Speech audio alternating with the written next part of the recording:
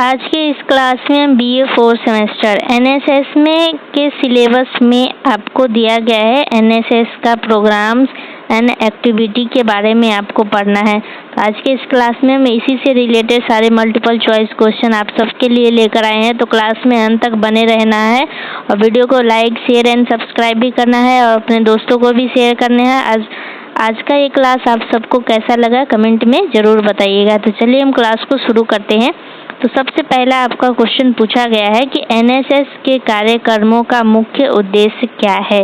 तो इसका मुख्य उद्देश्य है समाज सेवा द्वारा विद्यार्थियों का व्यक्तित्व विकास। तो सही आंसर हो जाएगा ऑप्शन ए। अगला सवाल आपसे पूछा गया है कि NSS की गतिविधियां मुख्यतः कितने प्रकार की होती है। तो वो होती है 2 प्रकार की। तो पहला है आपका सामान्य और दूसरा है विशेष गतिविधियां। चलिए अब हम अगला सवाल देखते हैं। तो अगला सवाल आपसे पूछा गया है NSS की सामान्य गतिविधियों में क्या शामिल होता है। तो सामान्य गतिविधियों में शामिल होता है नियमित सामाजिक सेवा कार्य। तो ऑप्शन ए हो जाएगा आपका सही आंसर। अगला सवाल है आप सबका NSS की विशेष गतिविधियों में क्या होता है। तो विशेष गतिविधियों में होता है क्या 7 दिन का विशेष शिविर होता है। अगला सवाल आपसे पूछा गया है NSS का नारा नॉट मी बट यू किस भावना को दर्शाता है। तो वो दर्शाता है निस्वार्थ सेवा। इसी को दर्शाता है नॉट मी बट यू। अगला सवाल आपसे पूछा गया है NSS के तहत हर वर्ष कितने घंटे का कार्य अनिवार्य होता है। तो वो होता है 120 घंटे। अगला सवाल पूछा गया है NSS के विशेष शिविर की अवधि कितनी होती है। तो वो होती है सिर्फ 7 दिन के लिए। तो ऑप्शन बी हो जाएगा आपका सही आंसर। आप सब क्वेश्चन को ध्यान से पढ़िएगा और ध्यान से इसका आंसर एग्जाम में दीजिएगा। NSS शिविर में किस प्रकार की गतिविधियां की जाती है। तो की जाती है सामाजिक शैक्षिक और पर्यावरणीय। ऑप्शन ए हो जाएगा आपका सही आंसर। अगला सवाल आपसे पूछा गया है NSS के कार्यक्रमों में सबसे महत्वपूर्ण तत्व क्या है। तो वो है स्वयंसेवक। यही सबसे महत्वपूर्ण है। सरकार गलत है, प्रशासन भी गलत है और शिक्षक भी गलत है। ऑप्शन ए हो जाएगा सही आंसर। तो बहुत दिन से क्लास नहीं आ रहा था NSS का। तो किन किन बच्चों ने पिछले क्लास को अच्छे से रिवाइज किया है और कमेंट करेंगे कि आप सब रिवाइज कर रहे थे या नहीं। कुछ प्रॉब्लम की वजह से क्लास नहीं आ पा रहा था। अभी क्लास कोशिश करेंगे कि कंटिन्यू सारे सब्जेक्ट का क्लास चले। तो चलिए अगला सवाल देखते हैं। NSS के माध्यम से कौन सा कौशल विकसित होता है। तो होता है नेतृत्व और सामाजिक समरसता।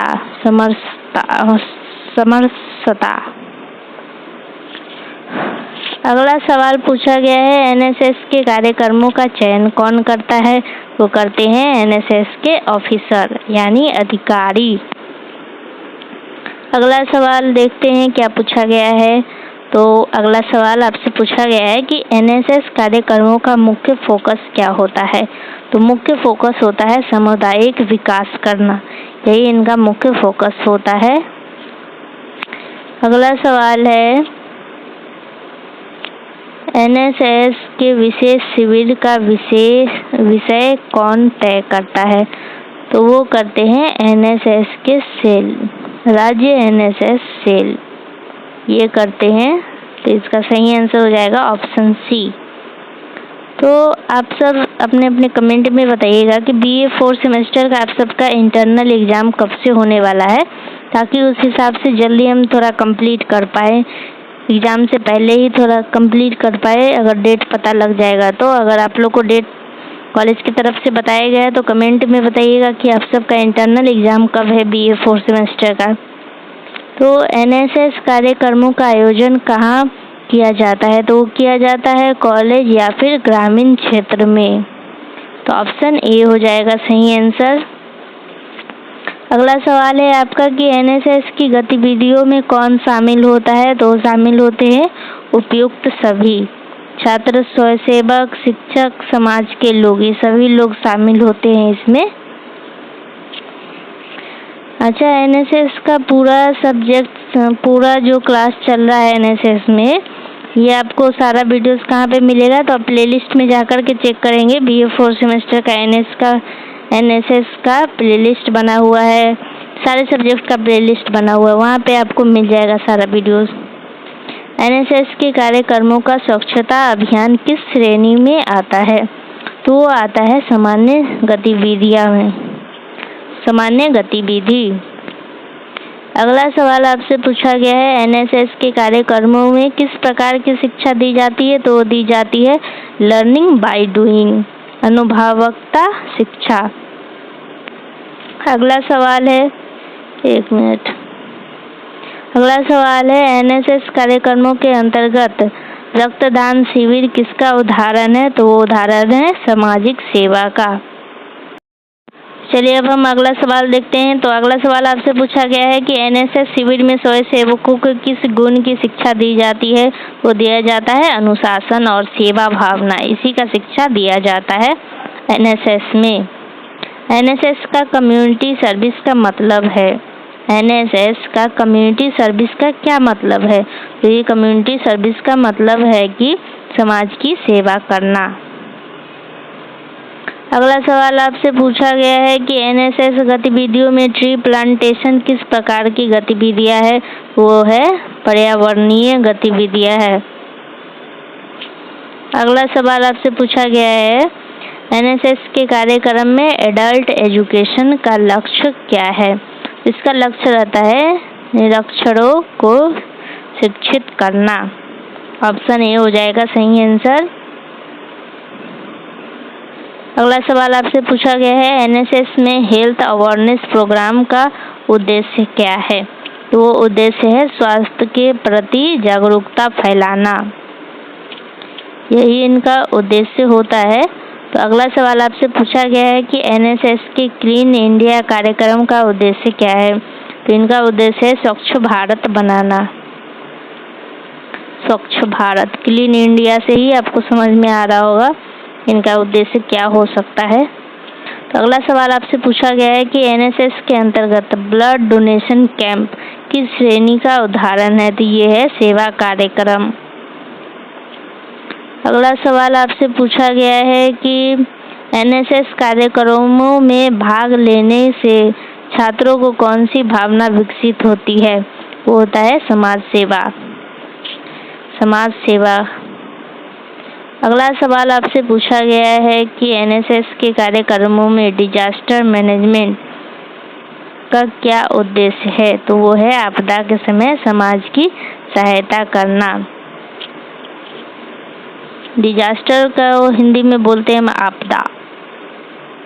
अगला सवाल आपसे पूछा गया है कि एनएसएस कार्यक्रमों में रोड सेफ्टी कैंपेन का उद्देश्य क्या है? तो वो है सड़क सुरक्षा के प्रति जागरूकता फैलाना, यही इनका उद्देश्य है। रोड सेफ्टी कैंपेन, इसी से आपको याद हो जाएगा रोड, रोड मतलब हिंदी में बोलते हैं सड़क, तो सड़क सुरक्षा के प्रति जागरूकता फैलाना। अगला सवाल आपसे पूछा गया है एनएसएस के एनवायरमेंटल प्रोग्राम का उद्देश्य क्या है? एनवायरमेंटल को हिंदी में बोलते हैं पर्यावरण, तो पर्यावरण से ही आपको समझ में आ जाएगा कि इसमें पर्यावरण की रक्षा की बात होती है, तो यही इनका उद्देश्य है कि पर्यावरण की रक्षा करे। एनएसएस की गतिविधियां मुख्य रूप से किस विषय पर केंद्रित होती है? वो मुख्य रूप से समाज सेवा और विकास पे केंद्रित होती है। अगला सवाल आपसे पूछा गया है कि एनएसएस के अंतर्गत women empowerment program, women empowerment मतलब महिला सशक्तिकरण प्रोग्राम का उद्देश्य क्या है? तो इसमें क्या होगा कि महिलाओं को सशक्त बनाना, यही इस उद्देश्य है इस प्रोग्राम का। अगला सवाल आपसे पूछा गया है कि एक मिनट, एनएसएस के अंतर्गत क्लीन एंड ग्रीन कैंपस का किसका उदाहरण है? तो क्लीन एंड ग्रीन कैंपस किसका उदाहरण हो सकता है? ये पर्यावरणीय गतिविधियां का उदाहरण हो सकता है, क्योंकि एक तरफ बोला है क्लीन और दूसरी तरफ बोला है ग्रीन। क्लीन मतलब साफ सुथरा, ग्रीन मतलब हरा भरा। तो हरा भरा पर्यावरण से ही रिलेटेड हो सकता है। अगला सवाल आपसे पूछा गया है कि एग्जाम में भी आपको ऐसे थोड़ा कॉमन सेंस भी लगा करके ऑब्जेक्टिव को सॉल्व करना है कि क्या आंसर हो सकता है, क्योंकि क्वेश्चन में ही ज़्यादातर आंसर छुपा हुआ रहता है ऑब्जेक्टिव में। एनएसएस में लिटरेसी ड्राइव का उद्देश्य क्या है? तो इसका उद्देश्य है निरक्षरता को समाप्त करना, निरक्षरता को समाप्त करना। अगला सवाल आपसे पूछा गया है कि एनएसएस गतिविधियों में पल्स पोलियो प्रोग्राम का उद्देश्य क्या है? तो पल्स पोलियो, इसमें आप ऑप्शन देखिए कि पहले नंबर में ही आपका पोलियो उन्मूलन दिया गया है।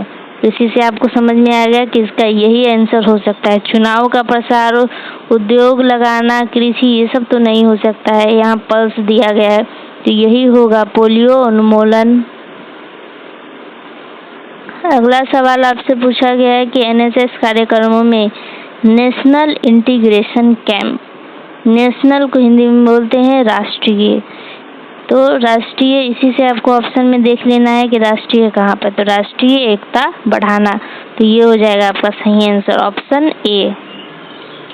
अगला सवाल आपसे पूछा गया है कि एनएसएस की एडवेंचर प्रोग्राम का उद्देश्य क्या है?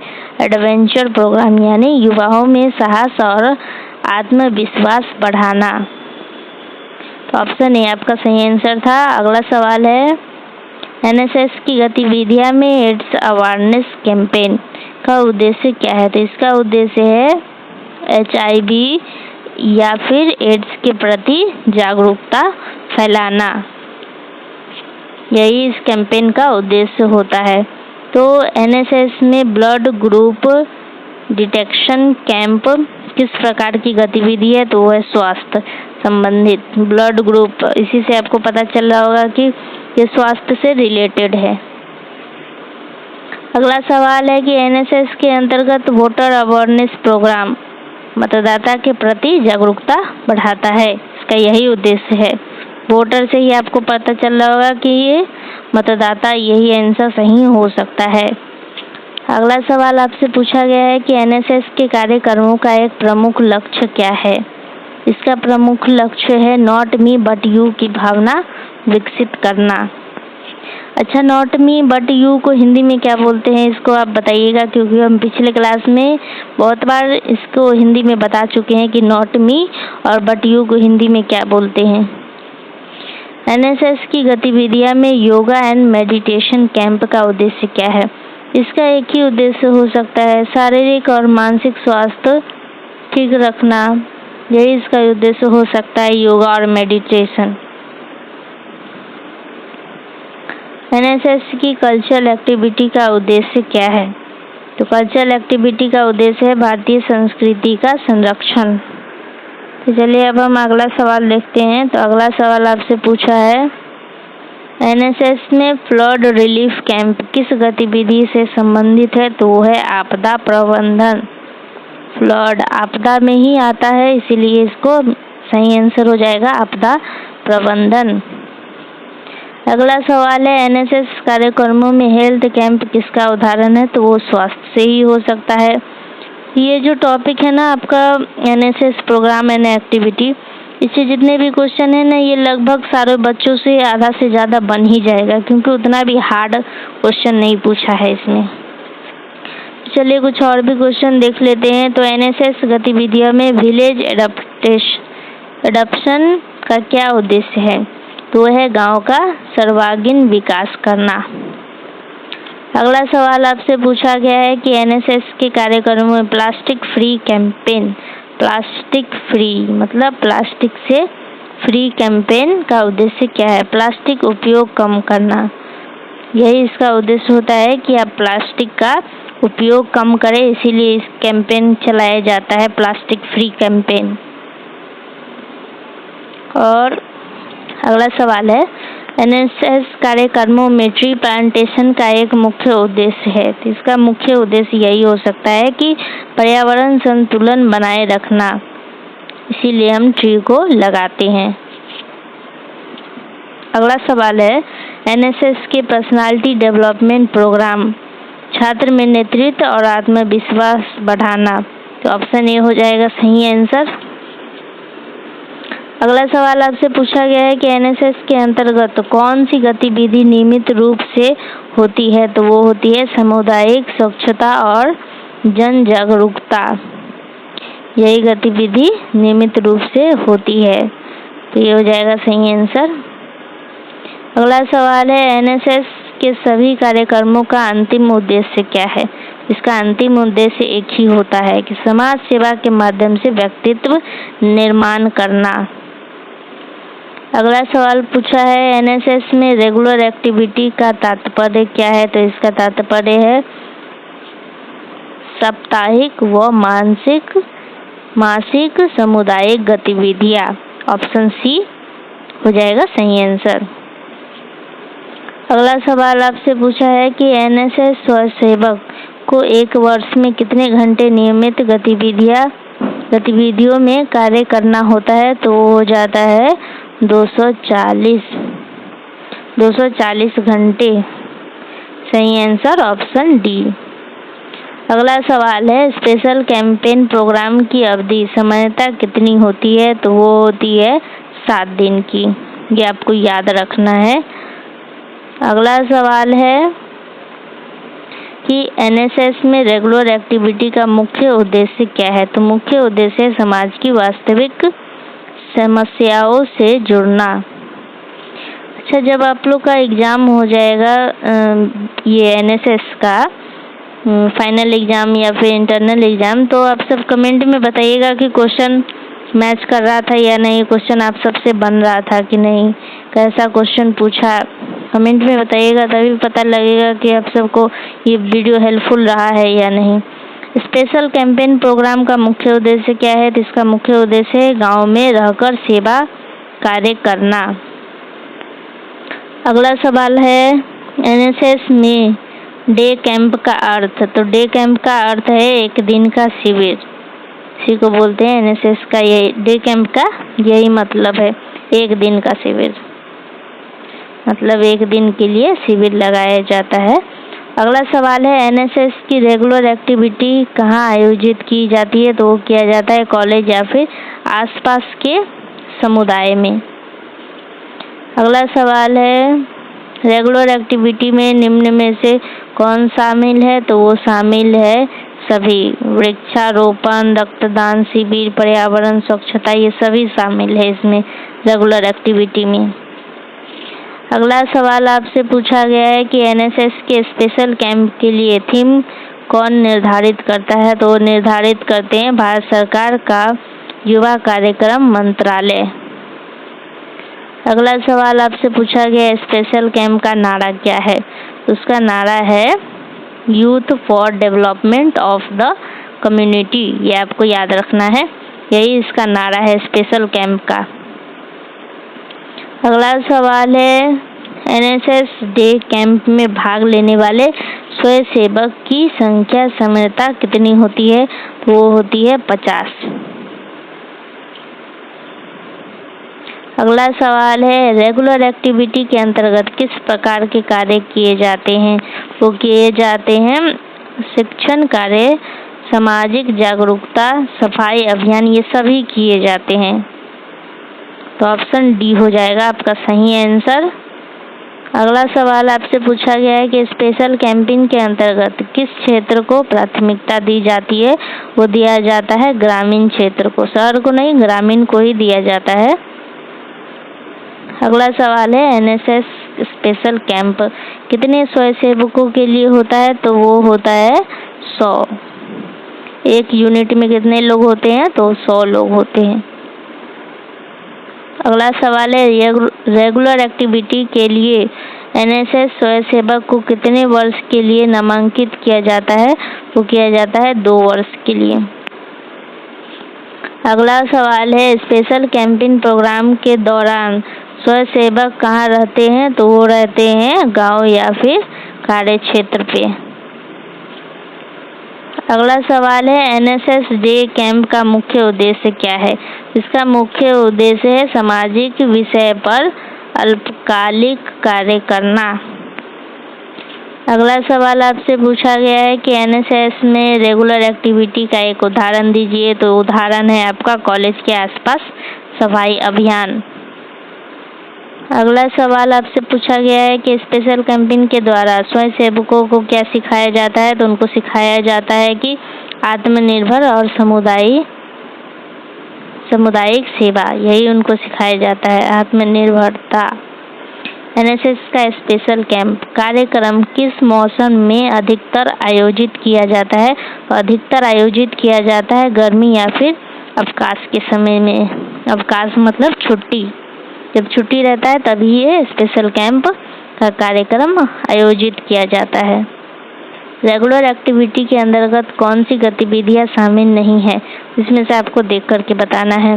तो वो है आपका स्वास्थ्य शिविर, ये शामिल होता है, रक्तदान भी शामिल होता है, वृक्षारोपण भी शामिल होता है। तो कौन शामिल नहीं है? तो वो है परीक्षा का आयोजन। इसमें कुछ परीक्षा नहीं होता है,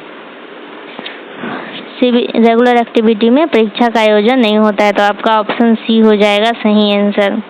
सही आंसर हो जाएगा ऑप्शन सी। अगला सवाल आपसे पूछा गया है कि स्पेशल कैंपेन का एक प्रमुख लाभ है। तो प्रमुख लाभ है छात्रों में अनुशासन का विकास होता है, सामाजिक अनुभव की प्राप्ति होती है, फिर टीम वर्क की भावना भी जगता है। तो सही आंसर हो जाएगा आपका ऑप्शन डी। अगला सवाल है आपका डे कैंप कितनी अवधि का होता है? कितनी अवधि का होता है आप सब कमेंट में बताइए। तो डे कैंप सिर्फ एक ही दिन के लिए लगाया जाता है। तो अगला सवाल है एनएसएस स्वयंसेवक के 2 वर्षों में कुल कितने घंटे कार्य करनी होती है? तो किए जाते हैं 240 घंटे और 1 वर्ष में 120। अगला सवाल है एनएसएस रेगुलर एक्टिविटी में कौन सा तत्व महत्वपूर्ण है? वो महत्वपूर्ण है निरंतरता। ऑप्शन ए हो जाएगा आपका सही आंसर। अगला सवाल है स्पेशल कैंप के अंतर्गत कौन सा विषय अधिकतर चुना जाता है? तो चुना जाता है ग्राम विकास। अगला सवाल आपसे पूछा गया है एनएसएस के रेगुलर एक्टिविटी में कौन मार्गदर्शन देता है? तो वो देते हैं प्रोग्रामिंग ऑफिसर।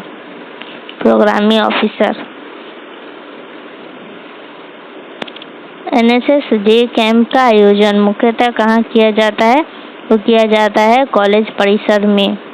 आपको ऑप्शन देखकर आंसर देना है, क्योंकि क्वेश्चन कहीं कहीं पे सेम ही है लेकिन ऑप्शन अलग अलग है।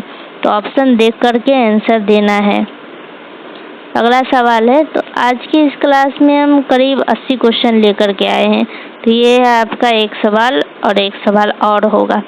स्पेशल कैंपेन प्रोग्राम का संचालन कौन करता है? तो वो करते हैं एनएसएस और प्रोग्रामिंग ऑफिसर। एनएसएस के अधिकारी होते हैं जिनको नियुक्त किया जाता है, वही करते हैं।